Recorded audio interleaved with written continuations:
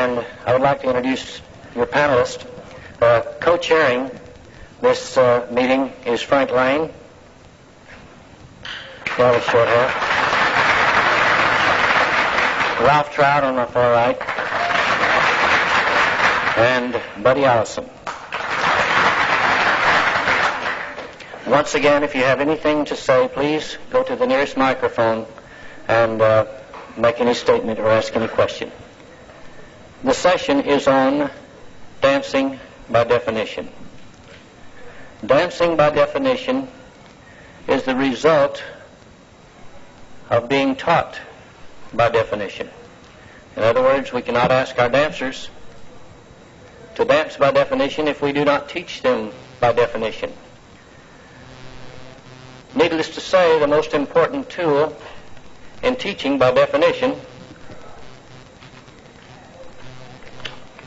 is a set of definitions. I cannot rely on my memory to remember the exact wording of all the definitions. And something that I detest in myself is to teach something wrong to a group of dancers. It's much, much harder to have to unlearn them and reteach them than it is to not take any chances and read the definition to them so that they will understand it, and at the same time you will understand it. When I teach by definition, before I go to my class, I have a lesson plan as to what I'm going to teach. My lesson plan also tells me what I taught last week, that we're going to review that or reteach it. I read that once again to my dancers, my class. The thing I'm going to teach tonight, before I teach it, I read that to them. Then I become thoroughly familiar with it again in case I've forgotten a word or left out a word. And that has been known to all of us. A little bit about dancing by definition, as far as talking to your class members. We don't tell them they're dancing by definition. We just tell them that we assume when you walk through the door back there, you know your sex. From now on, we're going to teach you if you're a right-hand dancer or a left-hand dancer or a dancer facing out, a dancer facing in, or a dancer in a line, in the center of a line, and go from there. So this is the way we teach. The right-hand dancer will do something, the left-hand dancer will do something. You will do something if you're facing out, you will do something if you're facing in.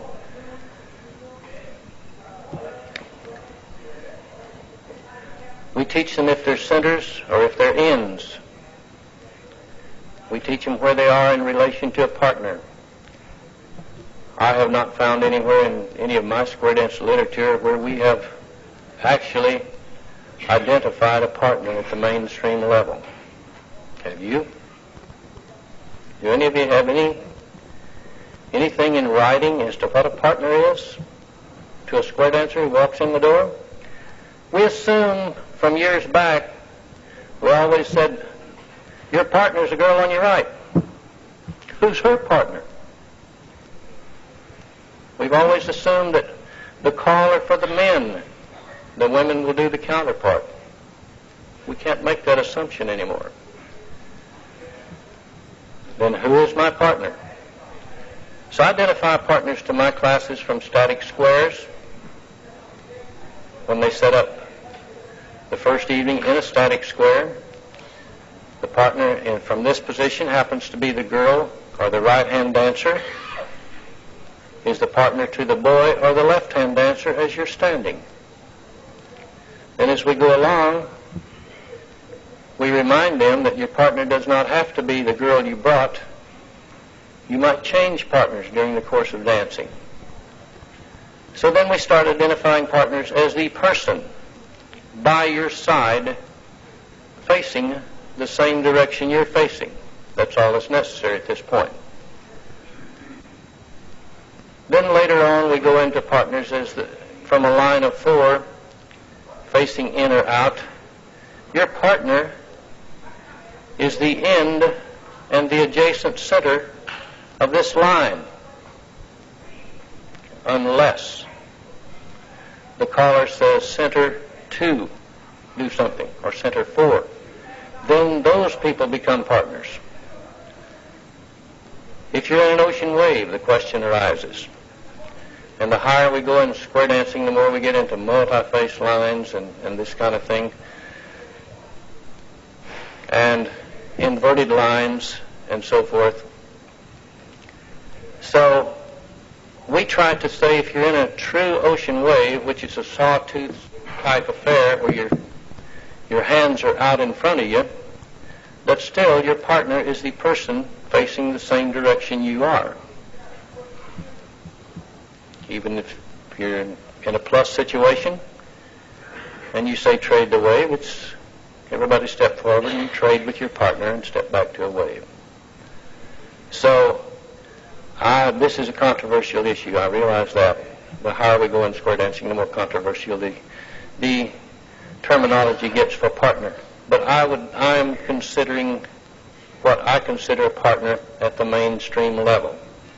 When we go further than that, you'll have to talk to somebody else. But these are issues that come up in the course of a convention like this that should be solved, and I think maybe we might be able to go, this should be referred to the definitions committee as what is a partner, and print this along with the definitions. Dancing by definition allows the caller a variety of things to do. If dancers are dancing by definition, think of the many different combinations of things you can do at the 15-week level or at the 10-week level. There's many things you can do. You can keep a lot of challenge level square dancers on their toes with 25 basics, things from the 25 basic list, if you're dancing by definition. So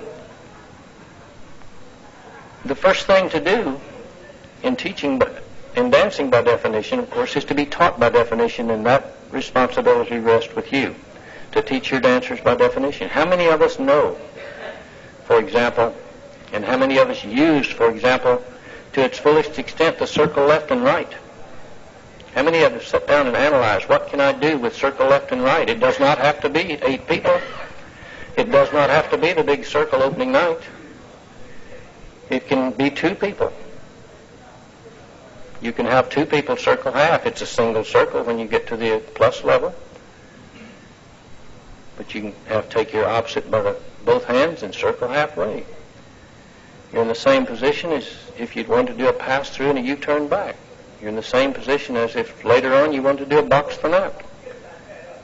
If you want to have people circle forward, 1/4, you're getting them in a traffic pattern later to teach sweep. If you want them to circle half, they don't know how to do a right and left through yet. So you're in a position as having done a right and left through. So these are the things that we must think about when we're teaching people to dance by definition. It doesn't all mean that we're going to put the girl on the left side and say do a right and left through. We read the definition and see if we can do that. Read the definition and see how many different ways you can do a trade by. Very few. Probably 2 formations you can use to do a trade by. I used to think any time we had couples facing or in or out or whatever, I could do a trade by. Because to me, the call read those people facing do a pass through, those people facing out or not facing anyone do a partner trade. That's not true. They give you a starting formation. So you've got to read the starting formation to understand the definition. And I would like to call on some of the other guys to make some statements, and then we would like to ask questions. And if there's something, we plan in our other 2 sessions to demonstrate some teaching techniques, teaching by definition techniques, by using certain things that we have outlined that we thought might be of some interest to you. And if there's something you would like to see us teach, we will be glad to do that. The only problem that we have is that we will have to use callers for demo squares.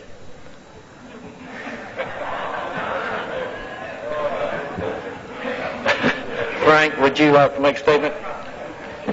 I missed that. I think I'm glad I did. Buddy was asking me a question, and I missed that last bit of humor. I think maybe I'm glad I missed it. You have to use callers for demo squares. That's a real problem. A real problem. We're certainly tickled to death to see this many turn out in an interest session on the subject of dancing by definition. I know that Ernie and myself and some of the others of us who have been vitally interested in this subject for a good many years are encouraged the last year or so at the increased interest we find around the country, around the world, in this method of teaching. I think that it's finally begun to shake the nemesis, the bad press and so forth that it received under the all-position concept, and people are really beginning to accept the fact that there is something to this theory of learning definitions.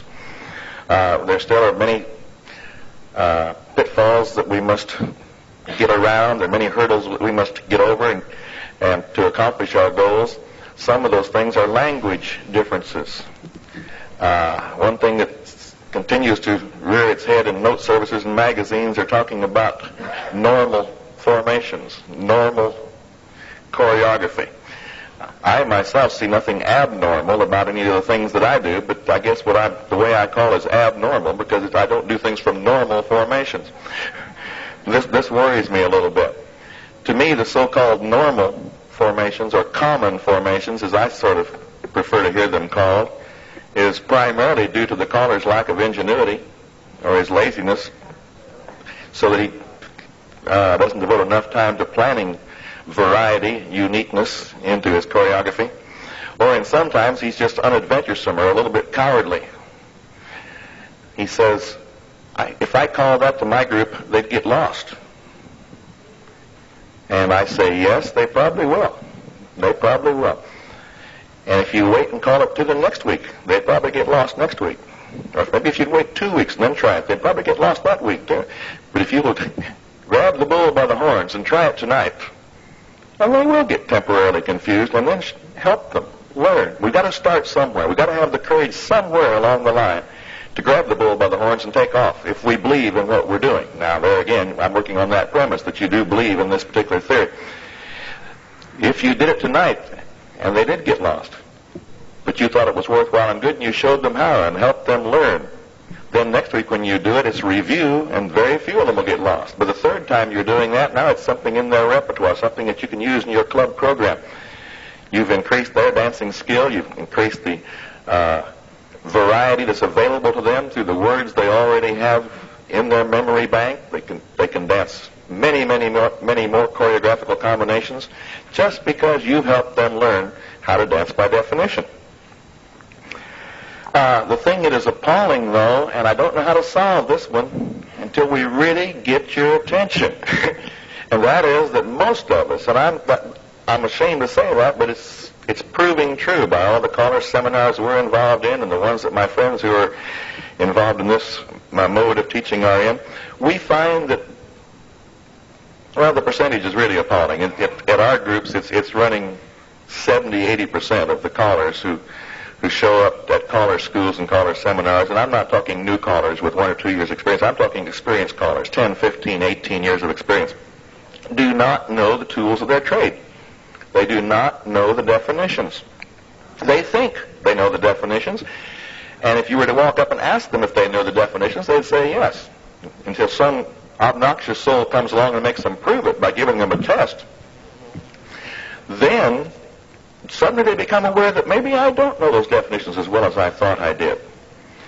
Maybe I had better get my nose to the grindstone and get in there, by golly, and learn a little more about these things. Most of us, I'm afraid, most of us are teaching by recalling from memory the way we were taught, the way we learned.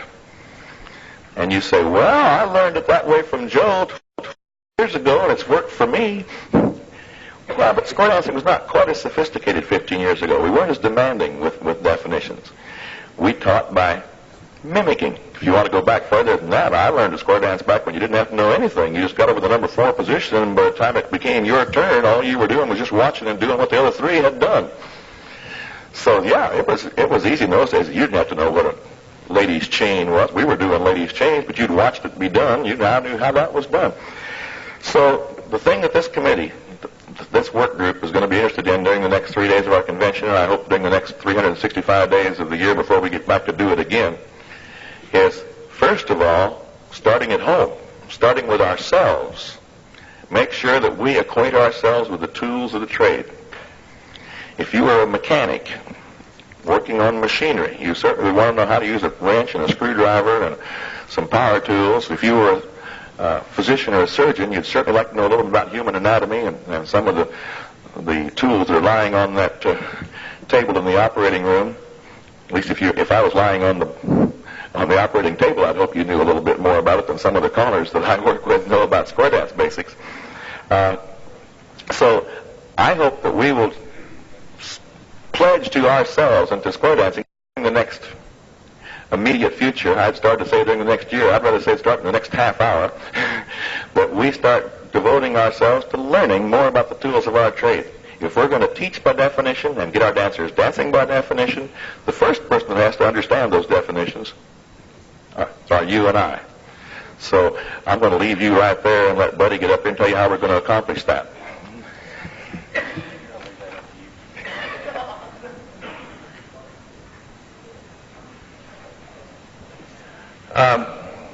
They chose to leave that up to Frank. I have on the agenda this morning to discuss with you one definition under the circulate family, and that is a split square through.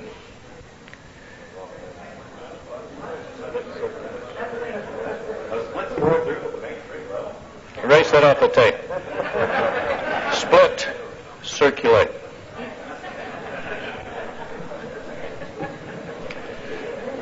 You know, every once in a while I call that at the mainstream level, too.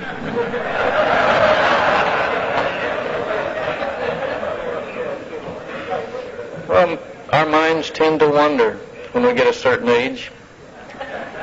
I've been calling 22, 23 years now. I started when I was 6. Go to hell, split for mine. It's on tape. If we could read this definition to you, this is called a split circulate. What does the word split mean to us? If you're in a column, or if you're in a wave, or if you're in lines, or if you're in whatever, what does the word split tell us? It tells us we're going to split something down the middle, doesn't it? Okay. And I read this to my dancers. Tonight we're going to teach you to do a split circulate. The starting formation is the first thing you read in these definitions. And I assume all of you have been supplied a set of these definitions by CALLERLAB.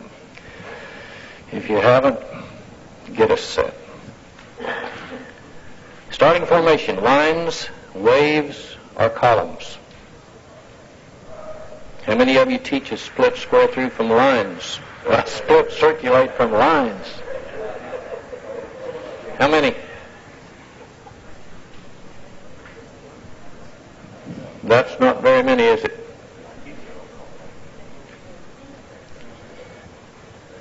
How many teach it from columns? That's better. How many teach it from lines facing out? What does it become? Partner trade. That's all. What is it from lines facing? Pass through. Here we go. The parallel waves, lines, or columns divide into 2 separate boxes, and dancers circulate within their own foursome using the general rule of circulate. It's very plain.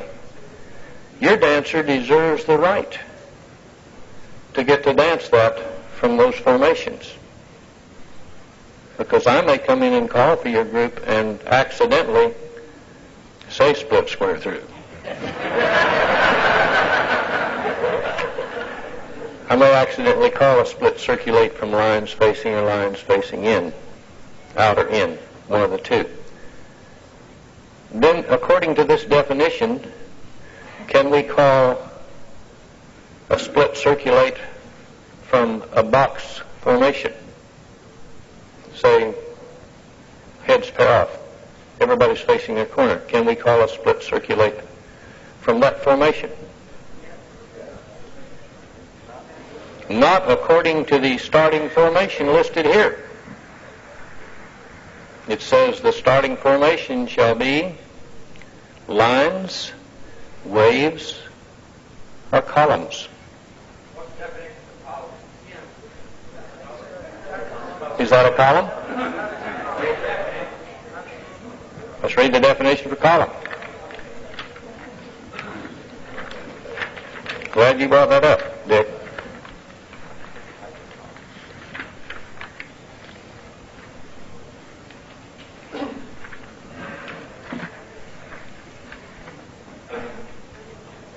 Where are we? Huh.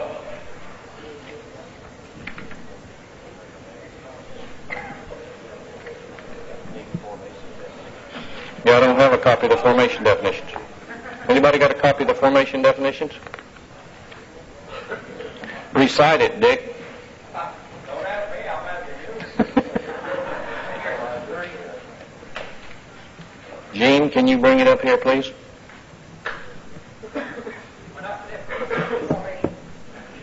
Formation sheet, it doesn't have any definitions written.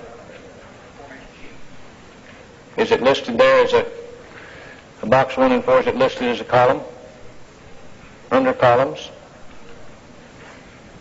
CALLERLAB formation sheet that was put out.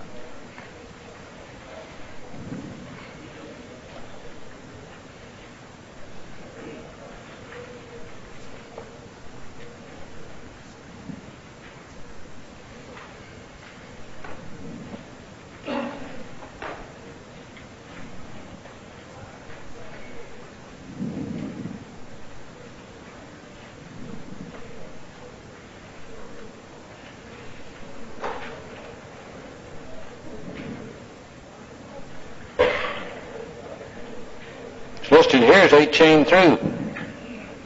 Number 23. It's listed down here. Number 30 is right-hand columns. 31 is left-hand columns. It doesn't list that as being a column.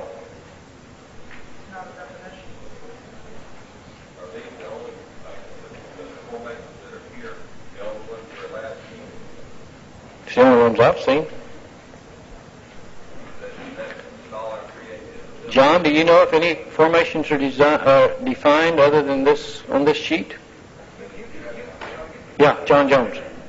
Climb the wall, but those are the only ones that have been voted on and put out by CALLERLAB. You can't climb the wall formation as well. But that's what's put out by CALLERLAB. I realize that, but what? There are no written definitions for what you just said. The formation that you described is, in fact, an 8 chain through. It's not a column. That's according to this. That's what John stated, not on the mic, but what I just stated, that a box 1 and 4 formation is not a column, according to this set of formations. I need, I'll repeat your question. Go ahead. I just wanted to ask whether, if we had a box that's 1 and 4, if we know it, do we not have 2 boxes of 4, 1 on each side of the square, and therefore can the split circulate 2 boxes of 4 on each side of the square? Well, I would say yes under this, but it doesn't list it as starting formation. I know what you're saying.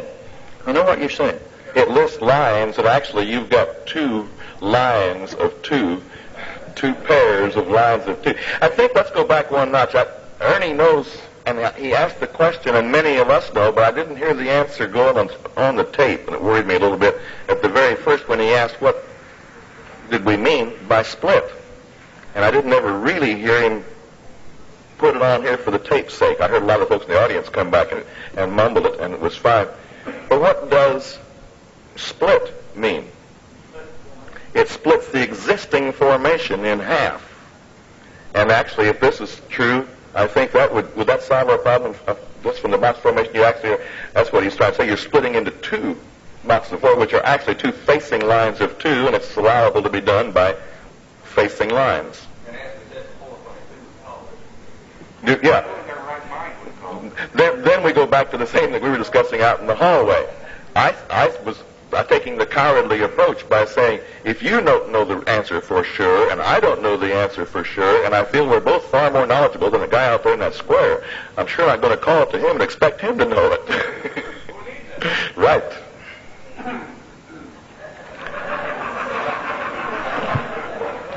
Pass through and do a U-turn back, centers twice. Whatever. All right. That's very interesting. These kind of things, when you really get into the choreography that you're trying to do, these things come up. They'll come up in your mind.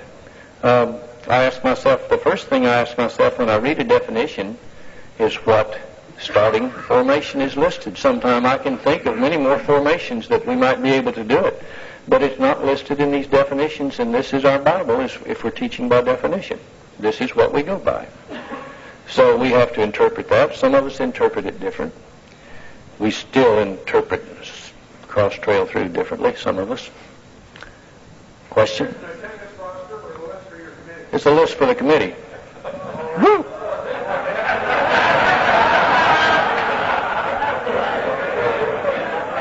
If you would like to be on our committee, we would like for you to sign that sheet. If you're in attendance, let it go by. We have a huge committee. What was the limit we had set? Maybe 50? I would ask you now, we're going to have some questions and answers, and I think we pretty well covered a split circulate. So we will not demonstrate that. We would like to have you ask questions, but we would like for you to go to the microphone over there, or this one up here, please, and question any member of the panel except me about anything as far as your concerns about teaching or dancing by definition. If you have any questions, any questions, we would like to resolve those here, whether it be by you or by us. This is an interest session, and we have a skinny guy back there with the microphone already. Which one's the microphone? You're right. Go ahead, Dave. First, I'd like to refer to something Frank said about dancing for a number of years and things we danced by definition years ago because we didn't know any better. And the thing I'd like to say first off is, isn't it marvelous that occupation and a recreation and so forth like this has survived basically on part-time help? I mean, it's all kidding aside, we're basically 95% of us are part-time help. We have a different job. And I think this is fantastic that a situation like this has survived that many years on part-time help. But as Frank said, we have to be knowledgeable part-time help. We can't be base pay part-time help. We have to be knowledgeable. Let me get to my point. It's very difficult when you call a one-night stand with one set of rules and a mainstream dance with one set of rules, and then you try to call advance and challenge, and all of a sudden somebody says, hey, we changed the rules now, partners are not partners, and so forth. Is there any way we can standardize this type of thing? Because I want to call in all fields. That question should be referred to the Plateau Coordinating Committee. Don't pass a buck now. No, if you're going to dance by definition, I thought that's why I would come here. If we're going to dance by definition, why can't all the committees get together and all the committees decide, hey, we're going to either do this or not do this, because otherwise we're going to have a split in our organization at that point. Once somebody has to make a decision, they're either going to be a mainstream caller or an advance and challenge caller, and I don't like to do that. I like to do the whole thing. As do I. I like to call split square throughs too.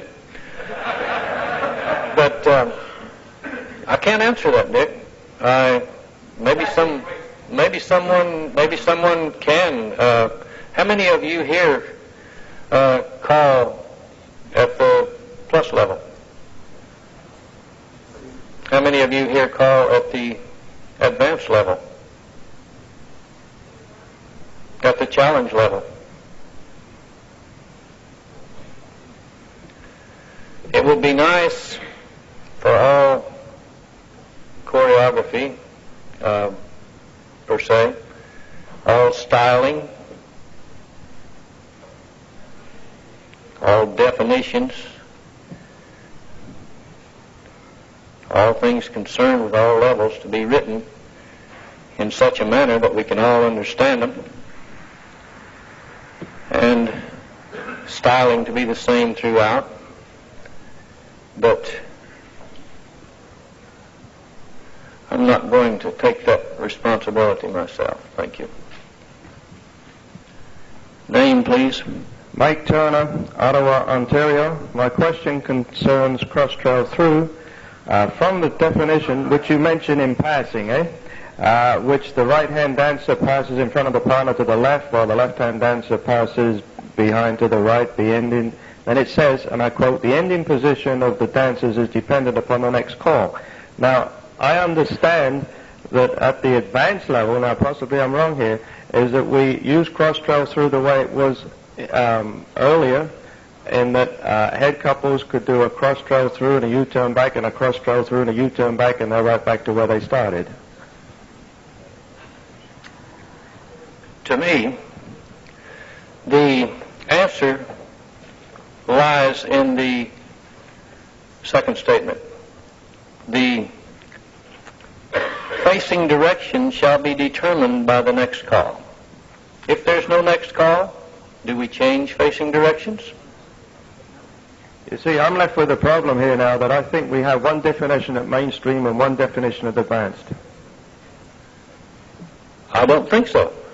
If I say cross-trail through, they must have a next call before they change facing directions, even by 1/4, in my opinion. If I say separate, then they've got to change facing directions to separate. If I say you turn back, and they do it properly, they're going to turn in. In essence, they've done a right and left through. Yeah, but I still think that there's a definite gray area there. Excuse me. Evidently, because some of us interpret it different. But I think the definition lies in the second statement, which says the facing direction shall be determined by the next call. If there's no next call, how are you going to face? Upside down? Inside out? Quarter in? Whatever. I know that some of our literature shows the dancers going in this direction after the call. But that is only a diagram. That is not in the definition. A diagram has nothing to do with that statement that says the facing direction shall be determined by the next call, in my opinion. There's arguments. Name? Charlie Muff, Los Angeles, California, and I'm not going to touch cross-trail through with a stick. Thank you. You're welcome. My question is a bit more basic, possibly. Being from Los Angeles, I think that area is notorious for not being an area where people dance by definition. I think nationally, the Southern California area is notorious for that. And my question to anybody that wants to field it is, other than those of us who are members of CALLERLAB who believe in this, of which there are a lot of people in California, especially Southern California, who are not, what can we do? We end up on the floor at a one-night dance at another club, trying to work definition type dancing to these people that only learned from one sequence, maybe, or from one position. What is there that can be done for these people? I don't know. It's a rough question. Can anybody feel anything? I'll give you my opinion, then Frank can give you his, and anybody else that would like. First of all, when I go to Southern California, they're hiring me to let them have fun. So they're not hiring me to entertain them or something like that. They're hiring me to come down there and call a dance so that they can have fun. I will hand feed them a few things during the evening, by definition, that I think they can handle. And if I'm teaching a group in my area, they're going to learn to dance by definition, whether it be for a club or whether it be for a group that I run myself. I think that's your right. You can say that CALLERLAB is recommending that we teach by definition, and we're going to teach by definition. And they say, well, we're going to get another caller. So what happens after that, I don't know. Who wants? I think Ernie hit the nail right on the head when he said there's different situations. And I think I answered the question back there. The question was addressed to actually you as a guest caller. He said, when I'm out calling a dance for some club, the word some club was in there, and that obviously led me to believe it's not a club of which I am the club caller or responsible for their dancing habits or teaching their classes or their continued workshops. And in that situation, Ernie hit it right on the head when he said, I'm there to entertain. I'm not. You're not? I'm there to let them entertain Let them entertain themselves. All right. You better do a little bit of it yourself, too, though. You better get in there and do a little entertaining. But anyway, let them have fun. Let them have fun. But I think they can have fun by having more variety in their choreography than they've been used to. You must use some degree of discretion, use some thought as to how much they can handle. And the whole secret is they must keep dancing. The minute they stop dancing, they're certainly not entertaining themselves. They're not having fun. And that's where I'm guilty. I'll overstretch their abilities. I always figure I can do more with them than I really can. I know that. I'm guilty of that. But I would like to do it, and I try to jump back rapidly and grab them and get them back in the act and having fun again. If, however, if you're the club caller, the teacher of the class, the teacher of a workshop, then I think you can take dancing by definition and say, gang, that this class is going to be conducted in a prescribed manner, and that manner is we're going to learn to dance by definition, and they're going to say, what's that? And you merely tell them, we're going to learn the words to this thing, and instead of having to learn 16 different positions to dance each figure, we're only going to have to learn one definition, and we can dance that figure from any place that any weird caller from Georgia or Colorado or California drops in and calls to us.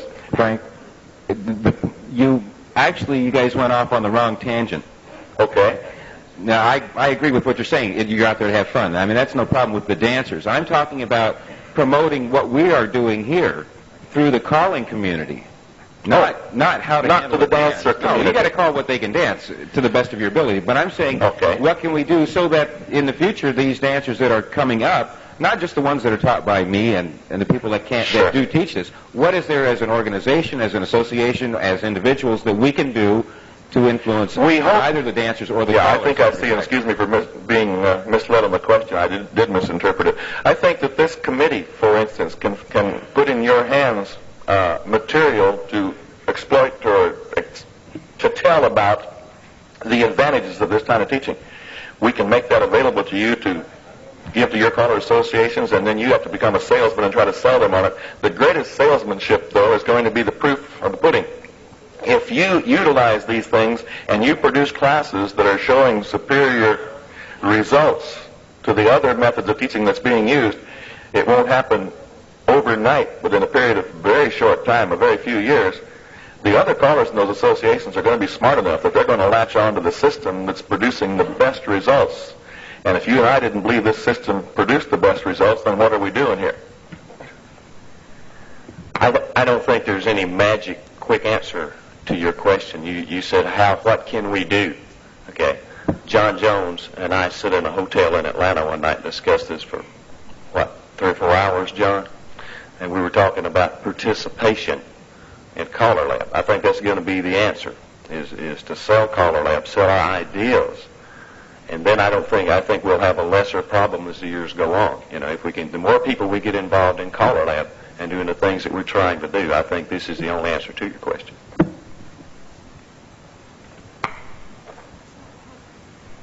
I'm Rudy Blackwell from North Carolina. I have a couple of things I'd like to know. Do-sa-do. Head square through 4, do-sa-do. And then you grab that girl and you sling her around and around. You touch a quarter and you look like you got a challenge group out there trying to get them back home.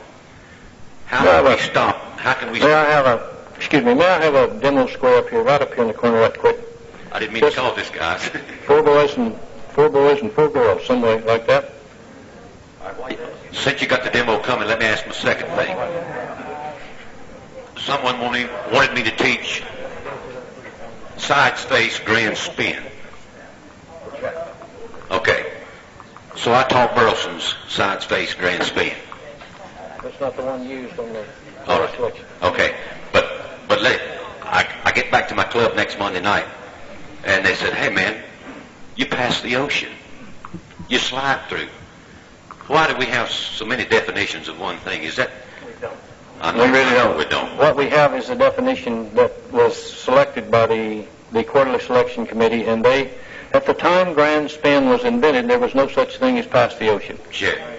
There's a slide through and a spin the top. So to make it more danceable, the way I understand it, I asked the question too. The QS committee decided that, and with permission from, I suppose, Ross Crispino, to use the pass the ocean, and it made a lot smoother dance with it. It's a beautiful call now, yeah, but you teach it one way, and then somebody comes along and finds it another way. Or show me your do-sa-do. I do not allow what we call, or what the so-called waist swing do-sa-do for my dancers when I'm calling. That's, when they go out and dance somewhere else, that's their business. Or if I'm calling out in North Carolina, South Carolina, or even Texas, they do whatever they want to. But I'm not paid to go out and teach them to do a do-sa-do the way I want them to do it. So I go call the dance and let them kick, yell, scream, and whatever they want to. But my dancers at home, if I catch one or two doing a waist swing do-sa-do, I'll tell them, please, if you're going to dance here, please do a normal do-sa-do.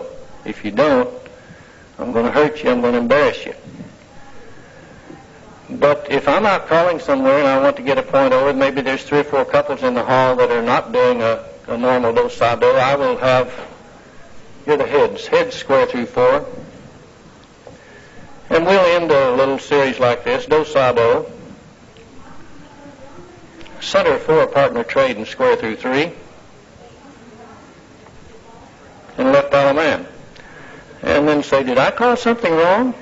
Yeah, you called something wrong. So we go over it again and we explain what a do-sa-do is. 4. Do-sa-do, and let's see now, I don't remember the caller saying step to an ocean wave. Did he say that? No. Then you should be facing the person you started the do-sa-do with, right? Yeah. Center 4 partner trade and square through 3. Oh, so we solve a lot of problems, or we'll say do-sa-do once and a half, or do-sa-do halfway around, or something like that. But anything, I don't tell them don't do that, but I play with them and let them know that there's things that can happen to them if they don't dance properly. Is there anything else you'd like to see while we're doing? Have a beautiful demo square up here. Sir, I would. John. Yellow rock. Sir, when I start teaching a new class, and after about 16, 17 weeks, finally get that boy beside the boy and the girl beside the girl, or get a boy facing a boy and a girl facing a girl and wanting to touch each other's quarter. You never hear, so you don't mean you have to touch his quarter. It's embarrassing to them. Where along the line should we begin to teach that a boy can be a boy's partner and a girl, you're right. Okay, let me show you how I get to this. Square your sets. I start. Another question. How many of you teach half sachet? I didn't say roll away. How many of you teach half sachet? Okay, I teach half sachet because I think it's a beautiful move, and I think it's the most awkward. Roll away is the most awkward move that you can call if it's put in a certain context. My dancers can identify partners the first night, so they can't do star-throughs, and they can do U-turn back the first night of dancing. After we get our opening period over and so forth, we get into half sachets and things like that. But let's have the heads pass through and face your partner and do a U-turn back.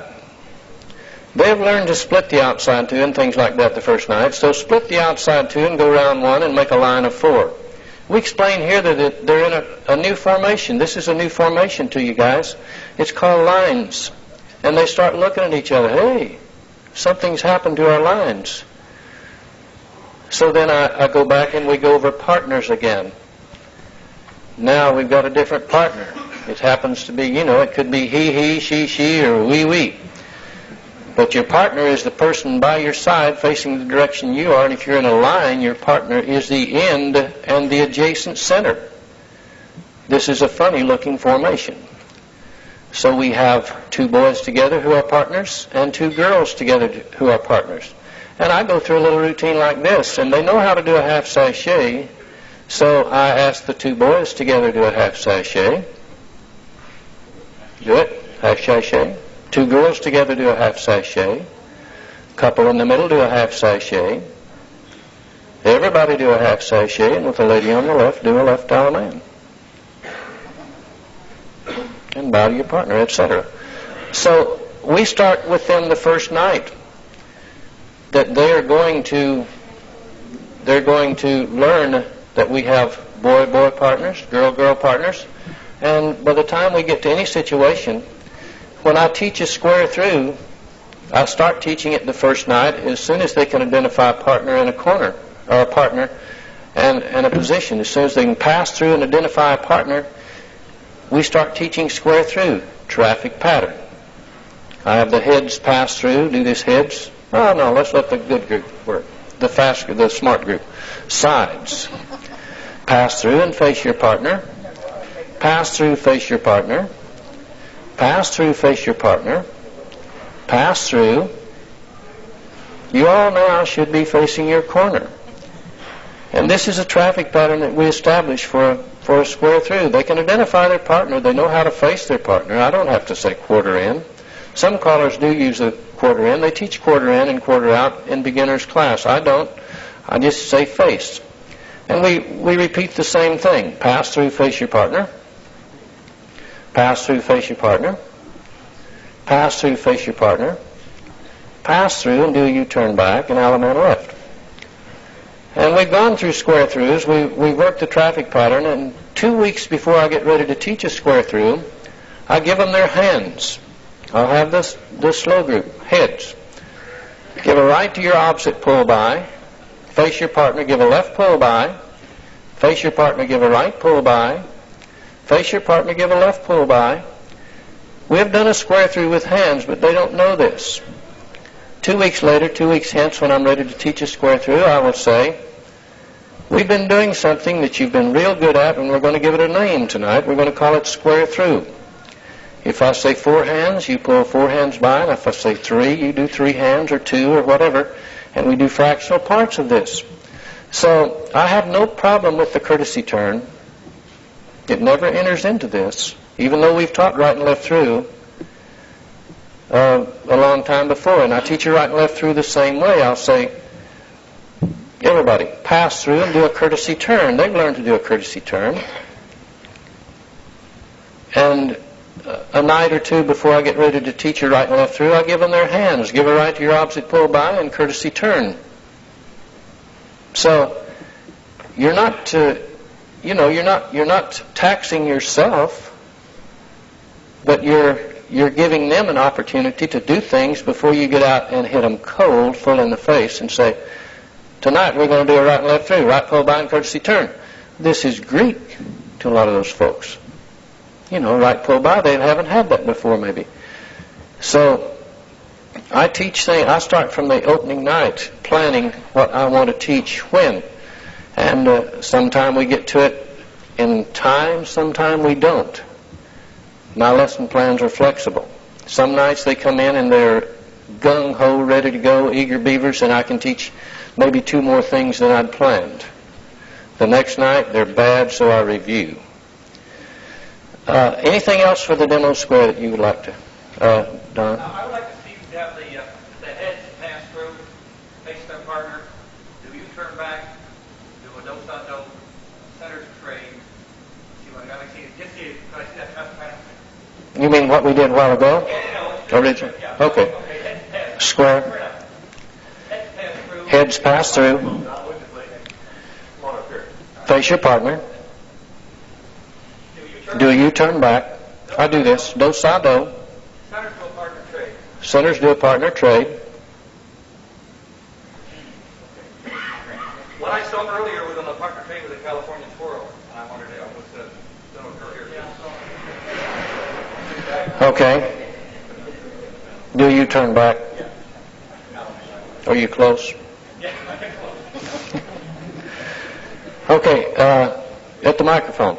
Yes, my name is Ron Nelson from Texarkana, and I do a little bit of advanced calling, and I feel like I felt a need to step up to the microphone and speak in defense of some of the advanced callers that are in the room, because there's no definitions being changed at the advanced level. The definitions, if you learn them correctly at the first place, at the basic level, will fit every advanced call that's on the advanced list. It's the same set of rules. There's no rules being changed. I just want to make that perfectly clear to anybody that may not be working at that level. We know if you that. have trouble making the transition, it's because of a lack of understanding of the basic definitions in the first place. This is true. I tell my advanced dancers that if you're dancing advanced, if you are well schooled in the basic program and in the plus program, that you will be good. I think we're finished, yes. Thank you very much. Let's give a hand for the demo square.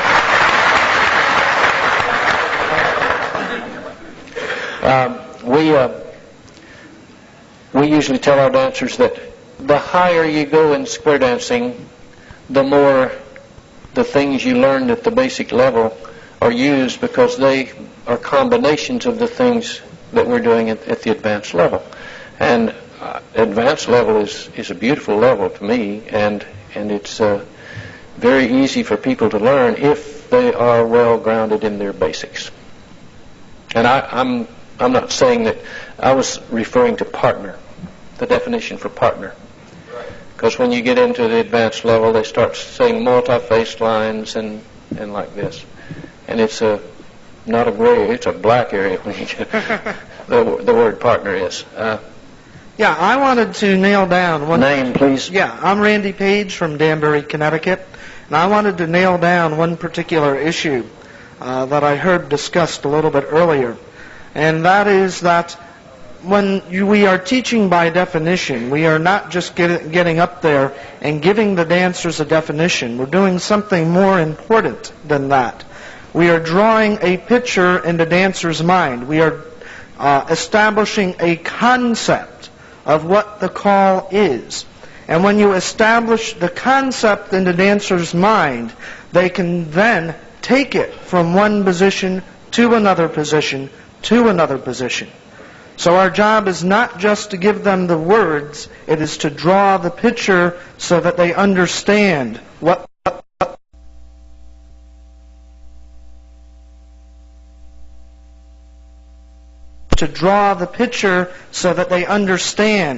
the call really does. Very well put. Also, if there's centers or ends, they're taught that the centers will do a certain thing on spin chain through. The ends will do a certain thing on spin chain through, the ends of a wave or the center of a wave, and regardless of whether or not they are boys or girls. There are about 13 sex-oriented calls in the mainstream list that really will limit you a lot in your teaching. Dive through, for example, is a sex-oriented call. Next question. I'm Myra Gardner from Oneonta, New York, and I had two questions there. One for the demo, but I didn't get here in time to catch them before they sat down. But they're flexible.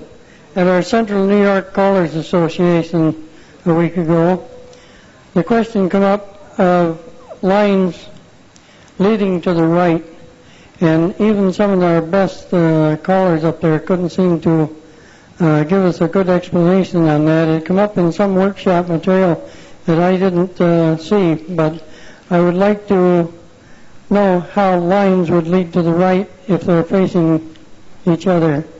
I would also like to bring up another thing that we talked about. When you... Okay. Back up just a little, please. Thank you. When you are working with ocean waves and so on, you pass the ocean, and you're talking about ocean waves all the time. And it has bothered some of us because we pass the sea, but none of our material ever talks about a sea wave.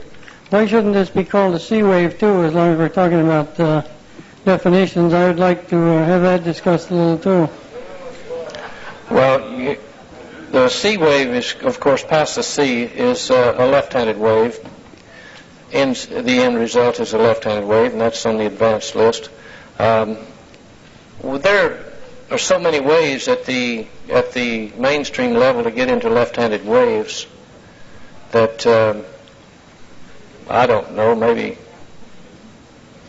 Maybe we could pass the sea at the mainstream level, but not under the present. Not under the present group of things. Not by definition. Well, this seemed to be some of our more advanced callers' concern because they didn't call it a sea wave. They wanted to have me bring this up and bring them back an answer or something. Well, a sea... a wave, whether it be ocean or sea, is a wave. You know, a left-hand wave and a right-hand wave. And but really... Is it improper to call it a sea wave? It would be for me. If you pass the ocean, you expect them to step to a right-hand ocean wave. I don't know. But if you pass the sea, you've got to tell them you pass through, turn and step to a left-hand ocean wave. And this is their concern. The ocean wave is called a right-hand wave part of the time and a left-hand wave part of the time. Yet you pass the sea, and you expect them to step to a left-hand ocean wave. That's all. You got me. That's what we do, but... Past the ocean's mainstream, past the sea is advanced, so you've got me. Also, the lines lead to the right. I don't know just exactly what you'd say about that. I can tell you what I'll say. I'll just read the definition. Starting formation, couple. Starting formation, couple. Directed couple. Take a step forward and as a unit turn to the right 90 degrees and move forward. Directed couple. A lead to the right is equivalent to walk out here. I say that we're on a square. We're on a rectangle. If I say all four couples lead to the right, the end result is they have led 1/4 to the right and they're all back to back in the set.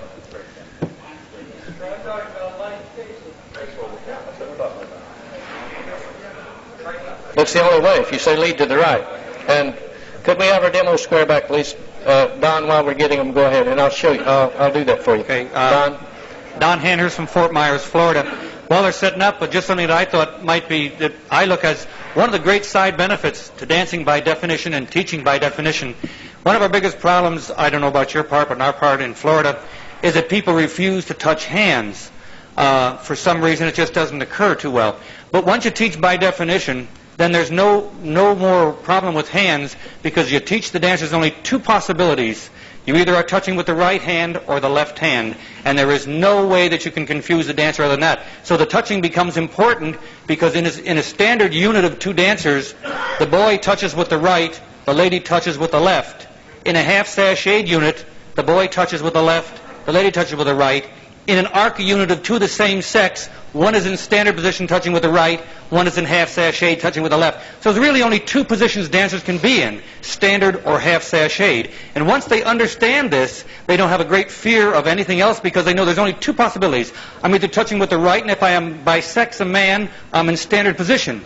If I touch with the left in a unit of two, I am by sex a man, I'm in the lady's position, but it's okay, because right from the beginning you understand there's really only two sides of the unit to dance on, the right or the left. And the hand touch tells you immediately which side of the unit you're on. If I pull into a unit of two dancers and I touch with the left hand, I know I am in the female or lady's position. If I pull into a unit of two and touch with the right hand and I'm a man by sex, I know I'm in the man's position. So that you don't have to worry about position. The hand hold tells you where in the unit you are, so you can then teach by definition, right side, left side. And I use the hand to determine this when I teach by definition. I say those touching with the right hand, that is the man's. Those touching with the left hand, that is the lady in standard position. So anytime I pull into a unit, I was teaching the other day swap around at a higher level, of course. I said those touching with the right hand will fold. Those touching with the left hand will walk straight across. Immediately you eliminate the boy-girl situation even at the advanced level. Those touching with the right will always fold. Those touching with the left will always walk straight across. And swap around can be understood by most anybody. Anything can be done by definition once you understand who's who, right hand, left hand. Okay, with our demo, thank you, Don. With our demo square, I misunderstood your question now. I'm with you. You said lines lead to the right, and I think maybe that's not what you meant. You meant from lines. From lines lead to the right. The call to call lines lead to the right, I think, would be improper, because it says couples here in the definition. So if I were to have the couples lead to the right, would you do that, couples? See? You should be in a trade by formation. Okay, couples unlead to the right. Can you do that? Now, what I try to explain to my dancers when I'm teaching lead to the right is this. Each couple is standing on one side of a square or a card table or something. If you lead to the right, you go and stand on the other side of that, but you will be back to back with the people you were facing. So once again, couples lead to the right. Advanced level, that's almost the same as a wheel through, just a little more awkward. But that's lead to the right from lines of four, facing. And everybody do a California twirl. Couples lead to the right. You're back to back with the people you were playing with. So there you are. That's one way that you can utilize these things. Let's have everybody. They're going to bounce off each other then.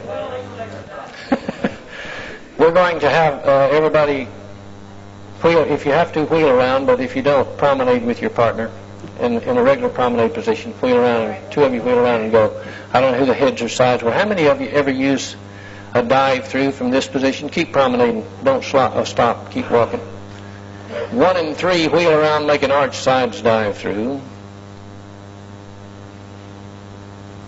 Remember, if you made the arch, you automatically California twirl.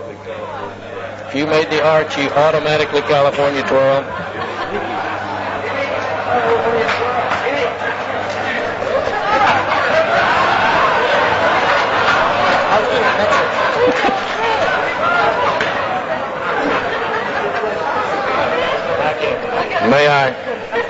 May I read the definition to you? This really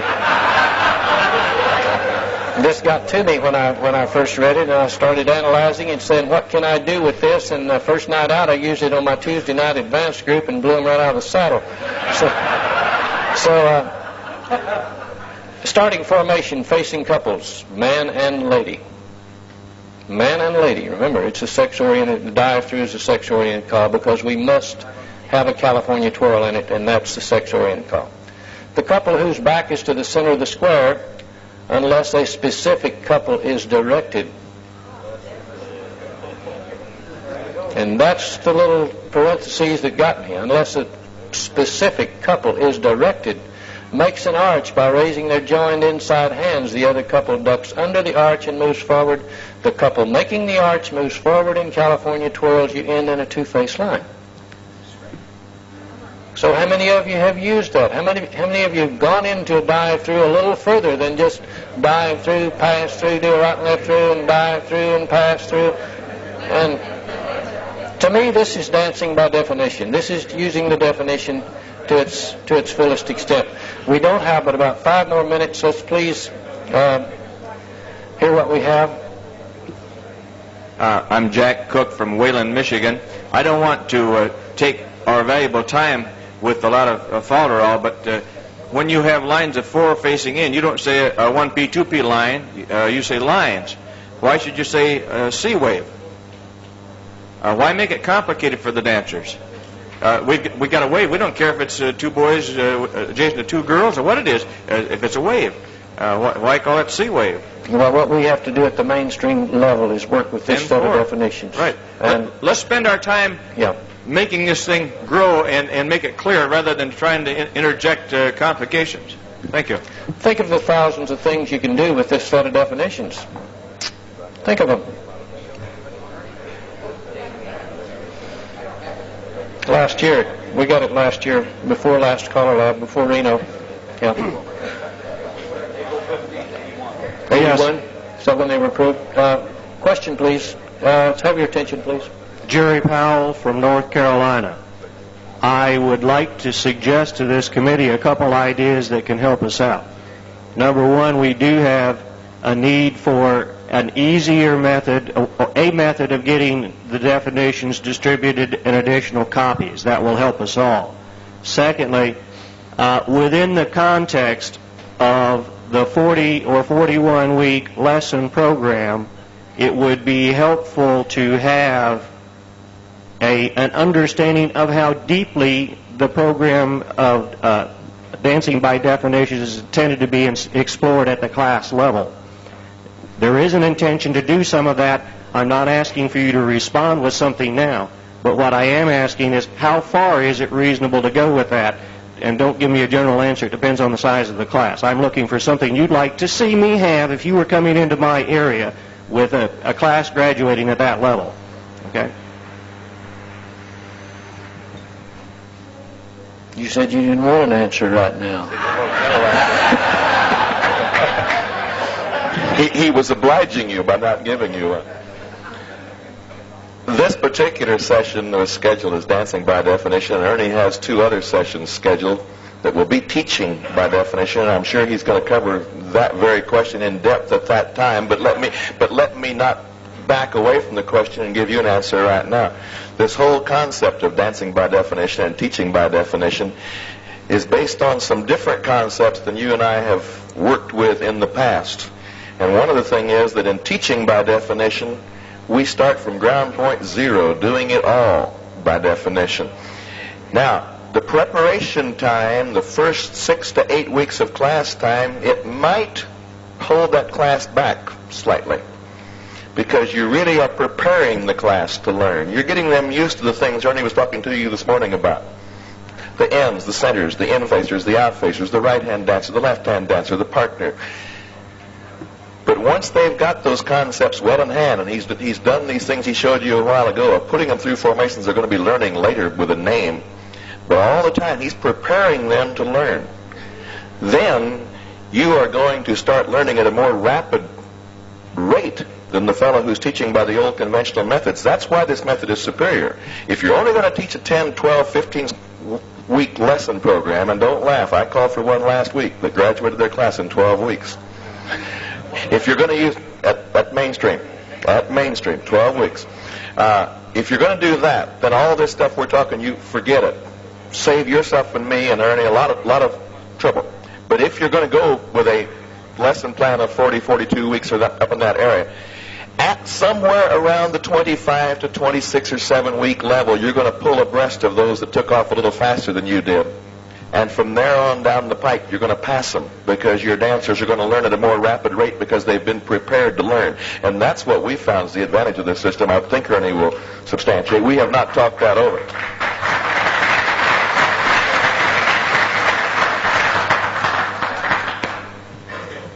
Jim Davis, Saginaw, Michigan. I'm a mainstream caller. I call plus. Okay? And I do my best to follow what CALLERLAB says. Number one, okay? I need to know at the mainstream level some of the term names, such as neighbor, okay? I guess I don't understand what the definition for neighbor is. Answer me that one right now. It doesn't appear in the mainstream program. Okay. I agree. It does not appear in the mainstream program. But if I'm going to be teaching dancers the basics, those dancers are going to go on to the plus, and they're going to go on to the advance. It's important to me to understand the plus and advance terms so I don't teach my dancers wrong, because I don't want the advanced dancer to have to reteach them. One of the things I did run into, and I'm not saying this to open anything up, is a conflict in definition of partner. Okay? Now, when I get my basic dancers, the ones I'm teaching, first time I get them into an ocean wave, maybe not the first time, but when I get them into an ocean wave, perhaps I've been teaching them wrong and teaching them ends, centers, boys, girls. I run into partners and I run into neighbors. Okay? Now, I've been calling the partner this person in the wave facing the same direction. I call the neighbor the other person in the wave, or if you're standing on the end of the wave, you have a hold of your neighbor. Before I teach swing through, I teach neighbor's trade and center's trade, or center's trade, neighbor's trade, things like that. Perhaps I'm wrong and I need direction. Your last statement, I think, was wrong. A swing through is not necessarily neighbors. It could be the centers. Definitely. A swing through is half by the right and half by the left. And if you're in a C wave,